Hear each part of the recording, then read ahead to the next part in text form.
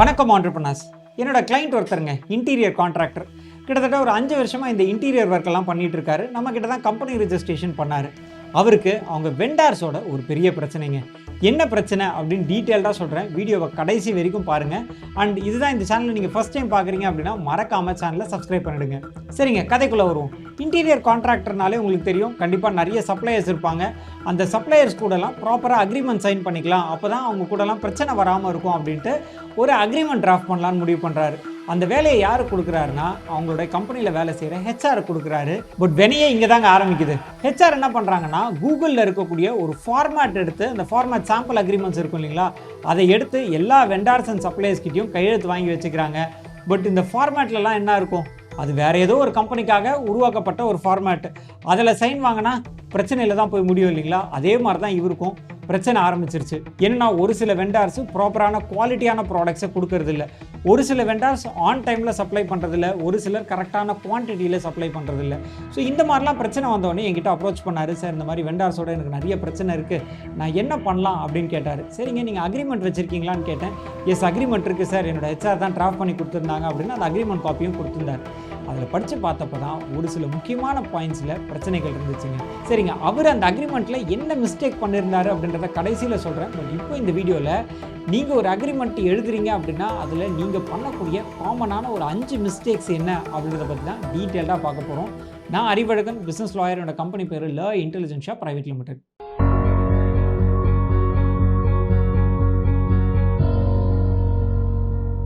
சரிங்க, ஒரு business agreement அதை டிராஃப்ட் பண்ணுறோம் அப்படின்னா ஒரு ப்ராப்பரான பிஸ்னஸ் லாயர் டிராஃப்ட் பண்ணுறாருன்னா அதில் எதுவும் பிரச்சனைகள் வராது. பட் அதுவே அந்த கம்பெனியில் ஒர்க் பண்ணக்கூடிய ஸ்டாஃப்ஸு இல்லை லீகலி குவாலிஃபைட் இல்லாத ஸ்டாஃப்ஸ் எல்லாம் டிராஃப்ட் பண்ணுறாங்க அப்படின்னா கண்டிப்பாக அதில் நிறைய மிஸ்டேக்ஸ் வரும். அதுலேயும் குறிப்பாக இந்த 5 மிஸ்டேக்ஸ் அப்படின்றது ரெகுலராக ரிப்பீட்டடாக என்னோட கிளைண்ட்ஸ்க்கு நிறைய பேர் வந்து இந்த மிஸ்டேக்ஸ் பண்ணியிருக்காங்க. என்ன அப்படின்றத ஒவ்வொன்றா பார்த்துடலாம். பட் அதுக்கு முன்னாடி இன்னொரு முக்கியமான விஷயங்க என்னென்னா, நிறைய பேர் இப்போ தான் பிஸ்னஸ் ஆரம்பிக்கணும் அப்படின்ற ஒரு ஐடியாவில் இருக்காங்க. பட் ஏதோ ஒரு சில காரணங்களுக்காக அந்த ஐடியாவை, அந்த ஆசையை தள்ளி போட்டுகிட்டே போகிறாங்க. இன்னொரு சில பேர் பிஸ்னஸ் ஆரம்பிச்சிடுறாங்க. பட் ஆரம்பித்த பிஸ்னஸை அடுத்தடுத்த நிலைக்கு கொண்டு போகிறதுல நிறைய சிரமங்கள் சந்திக்கிறாங்க. இவங்க எல்லாருக்குமே உதவும் நோக்கத்தில் நம்ம ஒரு பிஸ்னஸ் கம்யூனிட்டி ஆரம்பிக்கலாம் அப்படின்னு முடிவு பண்ணியிருக்கோம். அதோடைய முதல் கட்டமாக ஒரு வாட்ஸ்அப் பிஸ்னஸ் கம்யூனிட்டி ஆரம்பிச்சிருக்கோம். அந்த கம்யூனிட்டியில் ஆல்ரெடி ஒரு 2000 பேர் மெம்பர்ஸாக இருக்காங்க. அதில் ரெகுலராக நிறைய பிஸ்னஸ் பற்றின இன்ஃபர்மேஷன், பிஸ்னஸ் டிப்ஸு, ட்ரைனிங்ஸ் எல்லாம் கொடுத்துட்ருக்கோம். நீங்களுமே அந்த கம்யூனிட்டியில் ஜாயின் பண்ணோம் அப்படின்னா அதுக்கான லிங்க் டிஸ்கிரிப்ஷனில் கொடுத்துருக்கோம். மறக்காமல் அந்த லிங்கை கிளிக் பண்ணி கம்யூனிட்டியில் ஜாயின் பண்ணுறங்க. கம்யூனிட்டியில் மீட் பண்ணுவோம். முதல் தவறு, ஸ்கோப் ஆஃப் த ஒர்க்கில் நிறைய மிஸ்டேக்ஸ் பண்ணுவாங்க. குறிப்பாக சொல்லணும் அப்படின்னு பார்த்தீங்கன்னா, ஸ்கோப் ஆஃப் ஒர்க் அப்படின்றது நீங்கள் அந்த சப்ளையர்கிட்டயோ வெண்டார்கிட்டயோ என்ன ஒர்க்கை கொடுக்குறீங்க, அவர் வந்து நீங்கள் ஏதாவது ப்ராடக்ட் சப்ளை பண்ணணும்னா என்ன ப்ராடக்ட்டு, என்ன குவான்டிட்டி, என்ன குவாலிட்டி, இதெல்லாம் ஸ்பெசிஃபிக்காக மென்ஷன் பண்ணணும். சில பேர் இந்த குவான்டிட்டி குவாலிட்டி பற்றிலாம் மென்ஷன் பண்ணும்போது ரொம்ப வேகாக மென்ஷன் பண்ணுவாங்க. உதாரணத்துக்கு குட் குவாலிட்டி, அதாவது நல்ல குவாலிட்டியில் ப்ராடக்ட் சப்ளை பண்ணுங்கன்னு சொல்லுவாங்க. பட் நல்ல குவாலிட்டினா என்ன கிரேட் ஆஃப் ப்ராடக்ட் நீங்கள் வந்து கொடுக்கணும், இல்லை என்ன ஸ்பெசிஃபிகேஷனில் சப்ளை பண்ணணும், அந்த ஸ்பெசிஃபிகேஷனையோ இல்லை கிரேடையோ கரெக்டாக மென்ஷன் பண்ணியிருக்க மாட்டாங்க. உதாரணத்துக்கு என்னோட கிளைண்ட் ஒருத்தர் கன்ஸ்ட்ரக்ஷன் கம்பெனி வச்சுட்டு இருக்காருங்க. அவர் ரீசெண்டாக ஒரு பெரிய ப்ராஜெக்ட் பண்ணிட்டு இருக்காரு. அந்த ப்ராஜெக்ட்டுக்கு தேவையான பிரிக்ஸ் எல்லாம் ஆர்டர் பண்ணியிருந்தாரு. அந்த அக்ரிமெண்ட்டில் ஜென்ரலாக பிரிக்ஸ்னு போட்டார். இவர் மனசில் இருந்தது என்னென்னா அந்த ரெட் பிரிக்ஸு. பட் வந்தது எல்லாமே பார்த்தீங்கன்னா அந்த ஃப்ளை ஆஷ் பிரிக்ஸ் இருக்கும் இல்லைங்களா, அது வந்துருச்சு.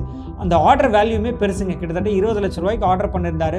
மொத்தமாக அது வேஸ்ட்டாக போயிடுச்சு. ஸோ இந்த மாதிரி நம்ம அக்ரிமெண்ட்டில் பண்ணக்கூடிய சின்ன மிஸ்டேக் நம்மளுக்கு பெரிய லாஸை கொண்டு வந்து சேர்க்குங்க. ரெண்டாவது மிஸ்டேக் என்ன அப்படின்னு பார்த்தீங்கன்னா, one sided agreement. One sided agreement அப்படின்றது என்னென்னா, எந்த தரப்பினுடைய கை ஓங்கி இருக்கோ அவங்களுக்கு சார்பான, அவங்களுக்கு ஃபேவரபுளான நிறைய பாயிண்ட்ஸ் அந்த அக்ரிமெண்ட்டில் மென்ஷன் பண்ணியிருப்பாங்க. எதிர் தரப்பினருக்கு ரொம்ப வீக்காக இருக்கும் பாயிண்ட்ஸ். இதுதான் லீகலாக பயாஸ்ட் அக்ரிமெண்ட் அப்படின்னு சொல்லுவாங்க. உதாரணத்துக்கு பார்த்தீங்கன்னா, ஒரு அக்ரிமெண்ட்டில் பேமெண்ட் டேர்ம்ஸ் முக்கியமாக இருக்கணுங்க. இந்த பேமெண்ட் டேர்ம்ஸில் என்ன பண்ணுவாங்க அப்படின்னு பார்த்தீங்கன்னா, ஒன் சைடட் அக்ரிமெண்ட்டில் இன்ட்ரெஸ்ட்டை பற்றி மென்ஷன் பண்ணியிருக்க மாட்டாங்க. அதாவது நீங்கள் பேமெண்ட் டிலேடாக பண்ணுறீங்க அப்படின்னா அதுக்கு இன்ட்ரெஸ்ட்டோட திரும்ப கொடுக்கணும், கரெக்டுங்களா? ஆனால் அந்த இன்ட்ரெஸ்ட்ன்ற வார்த்தை, இன்ட்ரெஸ்ட் எவ்வளோ பர்சன்டேஜ் அப்படின்றது எதுவுமே மென்ஷன் பண்ணியிருக்க மாட்டாங்க. அதனால் அது ஒன் சைடட், அதாவது ஒரு தரப்புக்கு ஃபேவரபுளான அக்ரிமெண்ட்டாக போயிடும். ஸோ நம்ம கூகுளிலேருந்து டவுன்லோட் பண்ணுறது அந்த மாதிரியான ஒன் சைடட் அக்ரிமெண்ட்டாக இருந்தால் நம்மளுக்கு எதிராக போகிறதுக்கான வாய்ப்புகள் அதிகமாக இருக்குங்க. மூணாவது மிஸ்டேக் அப்படின்றது டெர்மினேஷன் கிளாஸே இல்லாமல் இருக்கும். இந்த டெர்மினேஷன் கிளாஸ் அப்படின்றது என்னன்னா, இந்த அக்ரிமெண்ட்டில் சொல்லியிருக்கக்கூடிய விஷயங்களை ஒரு தரப்பு சரியாக ஃபாலோ பண்ணல அப்படின்னா மறுதரப்பு இந்த அக்ரிமெண்ட்டை கேன்சல் பண்ணுறதுக்கான உரிமை வச்சுருப்பாங்க. பட் அந்த கிளாஸே இல்லை அப்படின்னா அவங்களோட உரிமைகள் பாதிக்கப்படும். உதாரணத்துக்கு ஒரு ஃப்ரான்ச்சைஸ் அக்ரிமெண்ட், ஒரு டீ கடையை ஃப்ரான்ச்சைஸ் கொடுக்குறாங்க. அந்த டீ கடையில் வாங்க வேண்டிய அத்தனை ப்ராடக்ட்டையும் ஃப்ரான்ச்சைசி வந்து ஃப்ரான்ச்சைஸார்கிட்ட இருந்து தான் வாங்கணும். ஆனால் ஃப்ரான்ச்சைசி என்ன பண்ணிடுறாருன்னா பக்கத்தில் இருக்க சூப்பர் மார்க்கெட்லேருந்து எல்லா ப்ராடக்ட்டையும் வாங்கிடுறாரு. அது அந்த கான்ட்ராக்டுக்கு எதிராக இருக்குது இல்லைங்களா? அப்போது ஃப்ரான்ச்சைஸார் வந்து இந்த அக்ரிமெண்ட்டை கேன்சல் பண்ணுறதுக்கு, அதாவது டெர்மினேட் பண்ணுறதுக்கான உரிமையை ஹோல்ட் பண்ணியிருக்கணும். இஃப் சப்போஸ் அந்த டெர்மினேஷன் கிளாஸே இல்லை அப்படின்னா அது இந்த அக்ரிமெண்ட்டில் இருக்க ஒரு பெரிய ஃப்ளாங்க. அடுத்து 4வது மிஸ்டேக் அப்படின்றது காம்பன்சேஷன் கிளாஸே வைக்காமல் போய்டுறது. ஒரு அக்ரிமெண்ட்டில் சொல்லியிருக்கக்கூடிய விஷயங்களை ஏதோ ஒரு தரப்பு மீறும் பொழுது எதிர்த்தரப்பு அது மூலிமா பெரிய பாதிப்படைகிறாங்க. அதனால் அவங்களுக்கு லாஸ் ஆகுதுன்ற பட்சத்தில் அந்த லாஸ், அந்த இழப்பை ஈடு கட்டணும் இல்லைங்களா? அதுதான் காம்பன்சேஷன் கிளாஸ் அப்படின்றது. அந்த காம்பன்சேஷன் கிளாஸே நம்ம அக்ரிமெண்ட்டில் வைக்கல அப்படின்னா அதுவுமே பெரிய ஃப்ளாங்க. உதாரணத்துக்கு ஒரு NDA, நான் டிஸ்க்ளோஷர் அக்ரிமெண்ட் சைன் பண்ணுறோம். அந்த அக்ரிமெண்ட்டில் நிறைய ரகசியமான விஷயங்களை 2 பார்ட்டிஸும் எக்ஸ்சேஞ்ச் பண்ணிக்கிறாங்க. அதை வெளியே வேறு யாருக்கும் சொல்லக்கூடாது. அதே மாதிரி அதை மற்ற இந்த குறிப்பிட்ட பர்பஸ் தவிர்த்து வேறு எந்த பர்பஸ்க்கும் அந்த ரகசிய தகவல்களை யூஸ் பண்ணக்கூடாது அப்படின்றத மென்ஷன் பண்ணியிருப்போம். அதில் ஏதோ ஒரு தரப்பு வெளியே போய் அந்த ரகசியங்களை சொல்லிடுறாங்க அப்படின்னா இன்னொரு தரப்புக்கு அது ஒரு பெரிய இழப்பு ஏற்படுத்தும். அந்த இழப்பை மறுதரப்பு ஈடு கட்டணும். அந்த அக்ரிமெண்ட்டில் அந்த கிளாஸ் இல்லை அப்படின்னா அதுவுமே பெரிய ஃப்ளாங்க. அண்ட் அடுத்து நிறைய பேர் பண்ணக்கூடிய ஒரு மிஸ்டேக் என்ன தெரியுங்களா? அக்ரிமெண்ட்டை படித்தே பார்க்காம சைன் பண்ணுறது. இன்னும் ஒரு சில பேர் படிச்சிருப்பாங்க, ஆனால் அந்த அக்ரிமெண்ட்டை படிக்கும்பொழுது அதில் ஒரு சில டெக்னிக்கல் லீகல் டேர்ம்ஸ் இருக்கும், அது என்னன்னு புரிஞ்சிருக்காது. சரி பரவாயில்ல, நம்ம ஸ்டாஃப் தானே எடுத்துகிட்டு வந்திருக்காரு, கரெக்டாக தான் இருக்கும்னு நினச்சி ஒரு நம்பிக்கையின் பேரில் கையெழுத்து போட்டுருவாங்க. ஸோ இதுவுமே நிறைய பேர் பண்ணக்கூடிய தப்பு. இதுவுமே அவாய்ட் பண்ணுவாங்க. சரி, திருப்பி என்னோட கிளைண்ட்டோட கதைக்கு வருவோம். அவர் என்ன மிஸ்டேக் பண்ணியிருந்தாரு அப்படின்னு பார்த்தீங்கன்னா, ஆர்பிட்ரேஷன் கிளாஸ் அப்படின்றத அவரோட அக்ரிமெண்ட்டில் மென்ஷன் பண்ணலங்க. ஸோ இதனால் என்ன பிரச்சனை வருது அப்படின்னு பார்த்தீங்கன்னா, வெண்டாருக்கும் இவருக்கும் பிரச்சனை, சப்ளையருக்கும் இவருக்கும் பிரச்சனை அப்படின்னும் போது கோர்ட்டுக்கு தான் போக வேண்டியிருக்கும். கோர்ட்டுக்கு போனாலே ஒரு கேஸ் எவ்வளோ நாள் ஆகும்னு உங்களுக்கு எல்லாருக்குமே தெரியும்.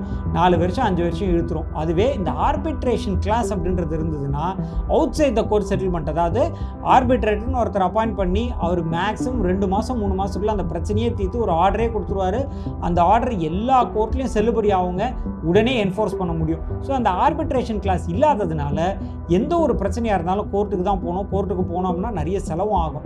ஸோ இதை அவாய்ட் பண்ணோம் அப்படின்னா ஒரு ஆர்பிட்ரேஷன் கிளாஸ் வச்சுருந்தாருன்னா ரொம்ப சிம்பிளாக அந்த அக்ரிமெண்ட்டை என்ஃபோர்ஸ் பண்ணியிருக்க முடியும். ஸோ இந்த மாதிரி நிறைய காமன் மிஸ்டேக்ஸை இந்த அக்ரிமெண்ட்ஸில் மேக் பண்ணுவாங்க.